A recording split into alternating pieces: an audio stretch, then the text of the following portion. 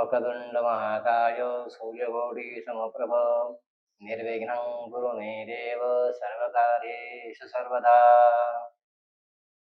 नमस्कार, मी रवींद्र गुरुजी आपल्या पूजार्चा या यूट्यूब चॅनलमध्ये सर्वांचे सहर्ष स्वागत करीत आहे.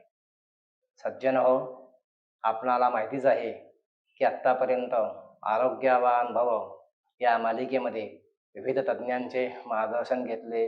त्यामध्ये आहारावर मार्गदर्शन असेल, धर्मशास्त्रावर मार्गदर्शन असेल, आयुर्वेदावर मार्गदर्शन असेल, विविध प्रकारच्या जे काही चिकित्सा पद्धती आपण पाहिल्या, त्या चिकित्सा पद्धती मग तुमची कोणतीही असो, त्या चिकित्सा पद्धतीनुसार तुम्ही जी चिकित्सा पद्धती वापराल त्या पद्धतीनुसार तुम्हाला हळूहळू रोग बरा होईलच त्याची प्रक्रिया सुरू होते. म्हणजे काय तर तुम्हाला त्याचा अनुकूल उपयोग येण्यास मदत होते. अनुकूल उपयोग होण्यास मदत होते म्हणजे काय तर तुमचा रोग लवकर बरा होऊ लागतो. याशिवाय अजून सुद्धा काही पथ्य म्हणतो मी, पथ्य नीट ऐका. काही पथ्य पाळणं आवश्यक आहे. आता तुम्ही मला काय खायचं काय प्यायचं हे तुम्ही आम्हाला सांगणार का? नाही, ते तुमचे डॉक्टर सांगतील. कोणता आहार घ्या, कोणत्या रोगाला किती आहार ठेवा, काय ठेवा, मी त्याबद्दल काही सांगणार नाही. काय पथ्य पाळावं तर काही नियम आपण स्वतःहूनच आपल्या वागण्या बोलण्यामध्ये दिनचर्येमध्ये आणणं आवश्यक आहे. काय आवश्यक आहे तर आपण जे आजारी पडतो तर त्यामध्ये गतजन्म कृतम पापम व्याधी रूपेण बाध्यते असा एक नियम आहे की तुम्ही जे काय गतजन्मामध्ये किंवा गतजन्मात तुम्ही म्हणला आम्ही कुठं पाहिलेलं आहे तर आत्ताच्या जन्मामध्ये तुम्ही जे काही कर्म केलेले आहेत त्या कर्मांची परतफेड म्हणून तुम्हाला विविध प्रकारच्या व्याधी सोसावे लागतात.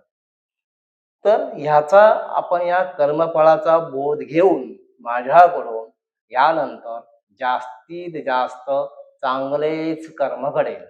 चांगलेच कर्म घडेल म्हणजे काय की माझ्या कर्माचा उपयोग इतरांच्या कल्याणासाठीच होईल. त्याच्यावर मनन चिंतन करून माझ्याकडून जास्तीत जास्त सत्कर्म घडेल असा निश्चय तुम्ही करणं आवश्यक आहे. जनकल्याणासाठी, दुःख वेदना कमी करण्यासाठी आपण जे काही उत्पन्न कमवतो त्या उत्पन्नावर फक्त आपलाच अधिकार नसतो, तर असेच जे काही आपले ऋणानुबंध असतात, माता पितृ ऋणानुबंध असेल, देवादिक ऋणानुबंध असेल, इतर जे ऋणानुबंध असेल, त्या सर्वांप्रती येणाऱ्या उत्पन्नाचा भाग ठरलेला असतो. पण आपण हे विसरून जातो. मग त्यामुळे काय होतं, हा भाग जो ज्यांच्या प्रति खर्चाचा राहिलेला असतो तो तसाच राहतो आणि मग ते पुन्हा तुम्हाला व्याधी रूपानं भोगावं लागतं. म्हणून त्यासाठी तुमच्या उत्पन्नातील किमान 1% तरी भाग, तुम्हाला 100 रुपये कमवले 1 रुपया इतरांसाठी राखून ठेवायचा. मग तुम्ही त्याचा अन्नदान करू शकता, एखाद्याला अडचणीला मदत करू शकता की जेणेकरून जो अडचणीत सापडलेला आहे त्याचा तुम्हाला आशीर्वाद मिळेल आणि त्या आशीर्वादाचा उपयोग तुमच्या रोग निवारणाला होतो हे पूर्णपणे तुम्ही लक्षात ठेवा. शक्य असल्यास आहार कसा ठेवावा तुमचा तुम्ही पहा, पण शक्य असल्यास मांसाहार पूर्णपणे बंद करायचा. त्याचं काय होतं तर मांसाहार करताना तुम्ही प्राण्यांची हत्या करता आणि प्राणी मात्रांवर दया दाखवल्यामुळे ईश्वर सुद्धा तुम्हाला दया दाखवतो आणि तुमचा रोग हा लवकर बरा होतो. म्हणजे तुम्ही यानंतर जास्तीत जास्त आहार हा शाकाहारी आहार ठेवण्याचा जास्तीत जास्त प्रयत्न करा. शक्य असल्यास पूर्णपणे मांसाहार बंद करा. जे काही तुम्हाला वाईट व्यसन असेल ते सुद्धा तुम्ही पूर्ण बंद करा.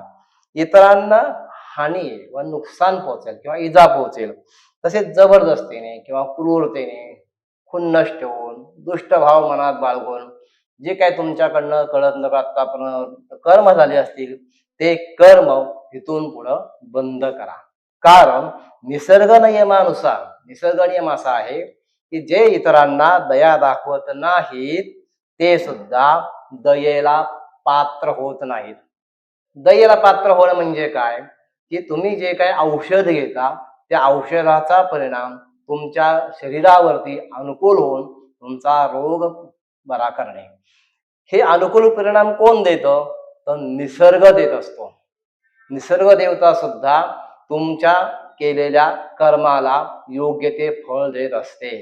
मग तुम्ही जर इतरांप्रती दया दाखवली तर निसर्ग सुद्धा तुमच्याप्रती दया दाखवून तुमचा जो गंभीर असा आजार असेल तो सुद्धा आजार लवकर बरं करण्यास निसर्ग देवता मदत करते. क्षमा भावनेचा सिद्धांत हे एक लक्षात ठेवा. त्यावेळेला आपल्याकडनं असं होतं की कधीतरी 10, 15, 20 वर्षापूर्वी कोणीतरी तुमचं मन दुखावलेलं असतं, कळत न कळत, किंवा एखाद्याने विश्वासघात केलेला असतो. तेच सारखं मनामध्ये ठेवून ठेवून याने मला फसवलंय, याने मला फसवलंय, मी पण याला फसवणार. आणि ही सूड बुद्धी सारखी सारखी मनामध्ये द्वेष, मत्सर हा त्या ईश्वरी एखाद्या व्यक्तीच्या मनामध्ये जर तुमच्यामध्ये जर भावला तर निसर्गाकडून किंवा ईश्वराकडून तुम्हाला जो काही चांगला आशीर्वाद ट्रान्सफर होणार असतो, मिळणार असतो, तो आशीर्वाद हा तुमच्या द्वेष, मत्सर, लहरी या तशाच थोपवतात आणि तुम्हाला तो आशीर्वाद रोग निवारणार्थ मिळू शकत नाही. म्हणून काय केलं पाहिजे की क्षमा भावनेच्या सिद्धांतानुसार कोणतेही जुने राग असेल, द्वेष असेल, मत्सर असेल यांना पूर्ण बाजूला करायचं आणि फक्त एक म्हणायचं, जे फॉरगेट इट, ओके, जे काय झालं ते सोडून द्या, मी त्यांना क्षमा केलेली आहे. माझ्याकडनं काय चूक झाली असेल तर त्यांनी सुद्धा मला क्षमा करावी. आणि ह्या क्षमा भावनेचा सिद्धांत जर तुम्ही लक्षात ठेवला आणि याचं जर अनुकरण केलं तर निसर्ग सुद्धा तुम्ही केलेल्या अपराधाबद्दल क्षमा करतो. याचा अर्थ असा आहे की जरी एखाद्या बाबतीमध्ये तुम्हाला फसवलेलं असतं एखाद्या व्यक्तीने, तर तुमच्याकडनं सुद्धा असा एक अपराध घडलेला असतोच की तुम्ही सुद्धा कोणातरी फसवलेलं असणारच की, मग त्याचा सुद्धा परिणाम तुम्हाला भोगावा लागतोच. पण ज्याप्रमाणे तुम्ही जर तुमच्या बाबतीत जर एखादा घटना घडलेली असेल, अशुभ घटना घडलेली असेल, त्या संदर्भात जर तो तुम्ही विसरून गेला किंवा त्याला क्षमा केली तर ईश्वर सुद्धा तुम्ही केलेल्या अपराधाबद्दल तुम्हाला क्षमा करतो आणि तुमचा रोग निवारण लवकर होण्यास मदत होते. अजून एक आहे की तुमच्या जीवनामध्ये ईश्वराविषयी कृतज्ञता बाळगा. ती कृतज्ञता बाळगा म्हणजे काय, ते ईश्वराप्रती रोज किमान फक्त 5 मिनिटे, 24 तासातले किती फक्त म्हणतो मी 5 मिनिटे, शक्य असल्यास अर्धा तास, 1 तास, तुम्हाला जे काही शक्य असेल त्याप्रमाणे एक अशी उपासना ठेवा, काही नामस्मरण ठेवा. मग तुम्ही कुठल्याही तुमच्या इष्टदेवताचं करा. तुम्ही कोणी स्वामी समर्थाचे भक्त असाल, गणपतीचे भक्त असाल, रामाचे भक्त असाल, कृष्णाचे भक्त असाल, किंवा तुमच्या मनामध्ये ज्या देवतेविषयी जी श्रद्धा असेल त्या देवतेविषयी काहीतरी नामस्मरण म्हणा, स्तोत्र म्हणा, नियमितपणे पठण करा. म्हणजे काय, तर रोज एक तुमची साधना निश्चित करा. ही साधना निश्चित केल्यामुळे काय होतं की 24 तासापैकी तुम्ही ज्या देवतेची साधना, समजा अर्धा तास आपण धरूया, एका देवतेची साधना तुम्ही अर्धा तास करताय असं धरूया, तर अर्धा तास केलेली साधना ही तुमचे 23.5 तास, किती म्हणलं मी, 24 तासापैकी 23.5 तास तुमची काळजी घेत असते. एवढा उपयोग हा तुमच्या रोजच्या दैनंदिन साधनेचा असतो.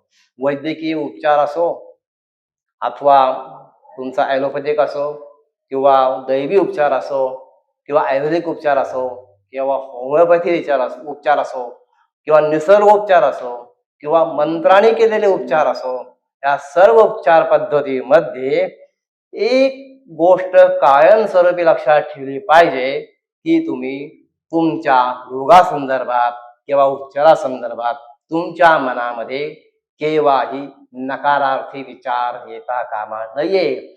जर तुमच्या मनामध्ये त्या देवतेबद्दल, उपचाराबद्दल, उपचार देणाऱ्या डॉक्टराबद्दल किंवा वैद्याबद्दल मनामध्ये जर श्रद्धा असेल तर तुम्हाला त्या उपचाराचा, औषधांचा अनुभव लवकर येऊ लागतो, म्हणजे तुमचे रोग निवारण लवकर होते.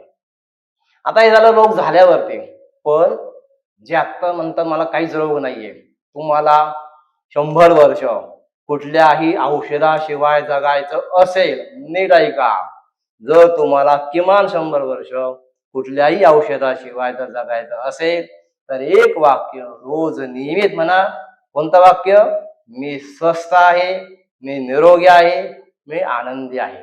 रोज सकाळी उठलं की ईश्वराला प्रार्थना करायची, हे ईश्वरा तुझ्या कृपेने मी स्वस्थ आहे, मी निरोगी आहे, मी आनंदी आहे. मी स्वस्थ आहे, मी निरोगी आहे, मी आनंदी आहे. मी औषधमुक्त आहे, मी रोगमुक्त आहे. रोज हा एक मंत्र म्हणला की तुम्हाला कोणताही आजार तुमच्या जवळ फिरकणार सुद्धा नाही. तुम्हाला आयुष्यामध्ये कोणत्याही गोळ्या औषधांची गरज भासणार नाही. कोणतेही दीर्घ आजार तुम्हाला होणार नाहीत. समजा एखाद्याचा सर्दी खोकला झाला, हवामानानुसार बदलला, तो काय आजार नाहीये, असे किरकोळ सोडलं तर तुम्हाला कोणताही दीर्घ आजार होणार नाही. हा आरोग्याचा महामंत्र म्हणतो मी याला. काय म्हणतो मी? याला आरोग्याचा महामंत्र म्हणतो. कोणता मंत्र? फक्त रोज म्हणायचं, मी स्वस्थ आहे, मी निरोगी आहे, मी आनंदी आहे. मी स्वस्थ आहे, मी निरोगी आहे, मी आनंदी आहे. हा सिद्धांत, हा मंत्र, हा मंत्र रोज तुम्ही जर म्हणत बसलात तर तुम्हाला कोणत्याही रोग होणार नाही, कोणत्याही गोळ्या औषधांची आवश्यकता राहणार नाही. अशा प्रकारे आपण जी आरोग्यवान भव ही मालिका आपण सुरू केली, ही मालिका आता आपण संपूर्ण करीत आहोत. नवीनच एका नवीन विषयासह आपण पुन्हा भेटूया. आणि हा आरोग्याचा महामंत्र लक्षात ठेवा, मी स्वस्थ आहे, मी निरोगी आहे, मी आनंदी आहे. मी स्वस्थ आहे, निरोगी आहे, मी आनंदी आहे. शुभम भवतु.